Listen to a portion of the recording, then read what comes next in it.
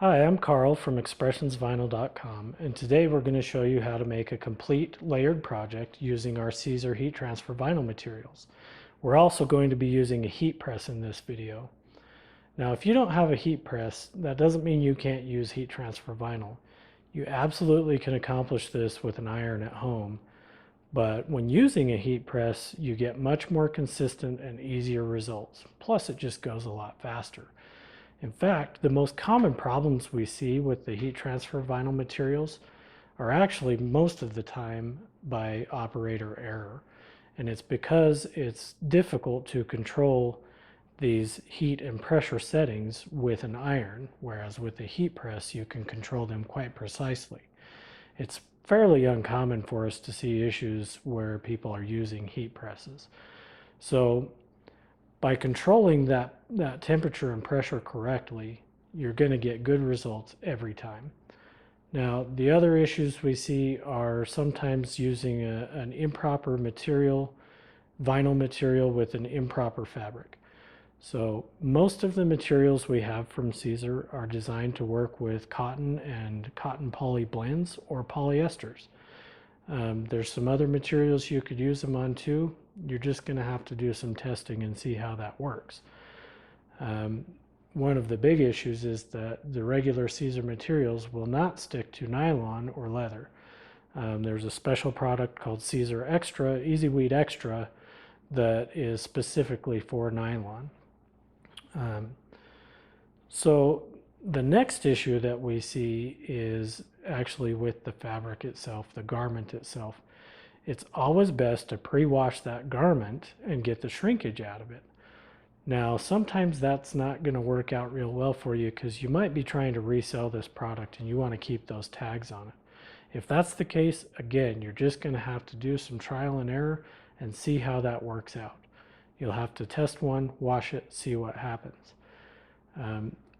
But when you can pre-wash, you can get that shrinkage out and you'll have better long-term results. Even if you're looking at a garment that says it's pre-shrunk, it's still best to pre-wash it and make sure that you get that out of there. Now, the other thing that causes problems is fabric softeners. When you pre-wash, you want to make sure you do not use a fabric softener. Once the vinyl is applied, fabric softener won't be much of an issue, if any at all. But what happens is fabric softeners make the fabric feel soft by lubricating the fibers. And by virtue of that, of course, makes a barrier on the garment that makes the vinyl not want to stick to it. So stay away from those fabric softeners when you're pre-washing, and pre-wash when you can, and try and control those temperature and pressure settings as much as you possibly can, and you'll have great results. Now with that, we'll move on and show you some of the features of the heat press, and then we'll go in and make our project and you'll see how it all works. Heat presses generally have all the same features. There's a few different designs out there. This is what's called a clamshell heat press because it much resembles a clamshell. So just to run down some of the basic parts, here you have your lower platen. This is just kind of a rubbery mat. This is what your garment lays on. This one here is your upper platen or your heat platen. This is the part that gets hot. It's hot right now, so I don't want to touch that. You've got your control arm here. On this particular design, this is your pressure setting. This helps control the overall pressure put down when you lock that all the way down. And here you have your basic temperature and time controls. This is a pretty basic heat press, and for the most part, unless you're getting into crazy amounts of production, this is probably about all you need. Some of the other ones out there, rather than this clamshell operation, they're more of a perfect lineal action that goes straight up and down. There's ones that automatically open when the timer goes off, it pops up. There's also ones that are called a swing away model. When it pops up, it then pivots out of the way. Those are really nice to work with, but of course, as you add those options, the price also has a tendency to go up. So this one has very simple controls. You've got your on-off switch here.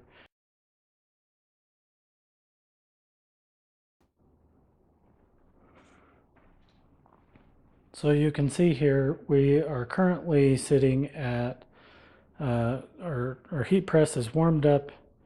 It's at 319 degrees right now. Very simple controls on this. If I want to change this, I hit mode, and now I'm in set temperature. This is in degrees Fahrenheit. I've got it set to 315, and you will see a little bit of fluctuation on that. I mean, this is a heating element, much like your oven. It turns off when it gets up to a certain threshold. It clicks off, and then when it cools down to a certain threshold, it kicks back on. So I've got it set for 315 degrees right now. If I want to change that, I've got my minus and plus buttons. And then to change my time, I hit mode again and I go to time. And again, plus and minus. And this is in seconds. Hit mode again and I'm back into production mode. And that's about all there is to a heat press.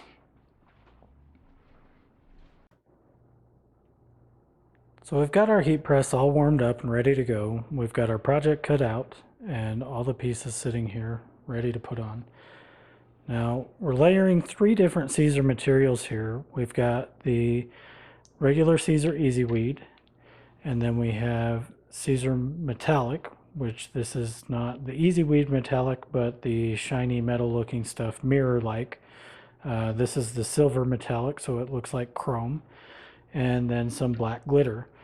Now, these all will adhere to the same type of materials, but they do have some different application temperatures. They will layer over the top of each other, with some exceptions. The metal and the glitter will go over the top of other materials, but it doesn't work well to have those materials be underneath other materials. So if you try and layer over the top of those ones, you might have some adhesion problems. So now, because those have different application temperatures, what I've done is I've just kind of split the difference, because while we do want to control application temperature as precisely as possible, there's still a pretty good range in which these work well. For example, the recommended temperature for Easy Weed is 305 degrees. But the adhesive in it actually activates at 270 degrees. So if you're trying to apply it to a heat sensitive material that needs a lighter temperature application, you can actually do that. You can go down to like 280 degrees on the application temperature for Easy Weed, but as your temperature goes down, your application time needs to increase. Now, these two are recommended at 325 degrees, and so what I'm going to do is just kind of split the difference between those, and I'm going for about 315 to 320, and I'm going to increase my application time just a little bit because of the cooler temperature for those ones. So instead of your standard 15 seconds is what you usually start at, we're going to go for 18 seconds. So I've got my shirt on here, and the first thing we want to do is we always want to pre-press the garment before we make an application.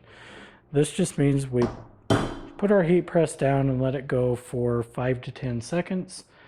And what that does is it removes wrinkles from the garment, as well as removes any moisture that may be trapped in the fabric as well that could cause an adhesion problem. So now we're ready to put our first layer on. So we've got our square of Easy Weed here that's part of our design. So we'll get that lined up. Now the one thing about layering is that when you press a heat transfer vinyl on, it's going to shrink. And when you do it for 15 to 20 seconds, it shrinks a fair amount. Now, we're trying to keep all these in precise alignment.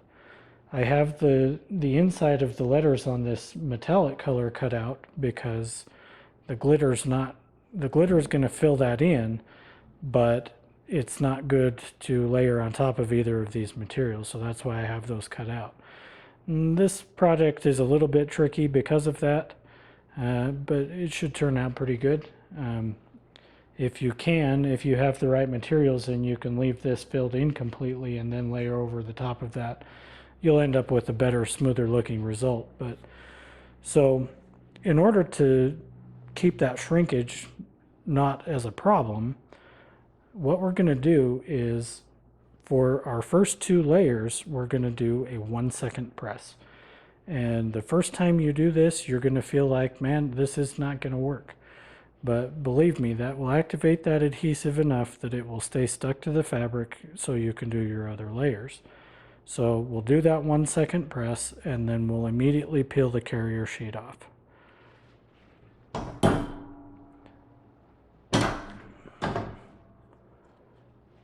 You got to watch it. Sometimes it's pretty hot.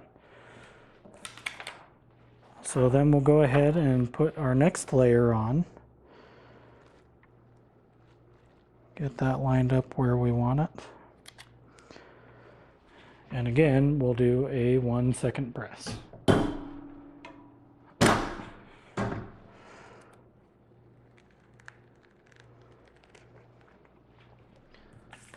And now we can get that last layer lined up. Make sure we've got everything weeded off here that we don't want to be part of our design. Oh, geez, who did this? We've got all kinds of extra stuff on here. Now for this particular design, this is a little bit tricky to line up.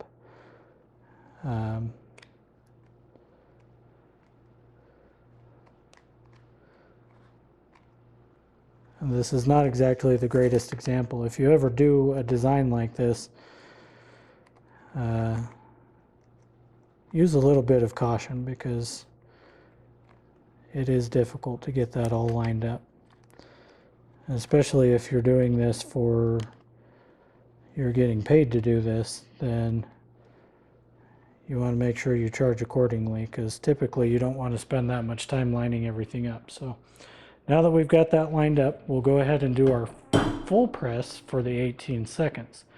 Now this is going to give everything that heat and pressure applied to it for the full amount of time, and get everything bonded nicely together, and so it should wash up nicely and last for years to come.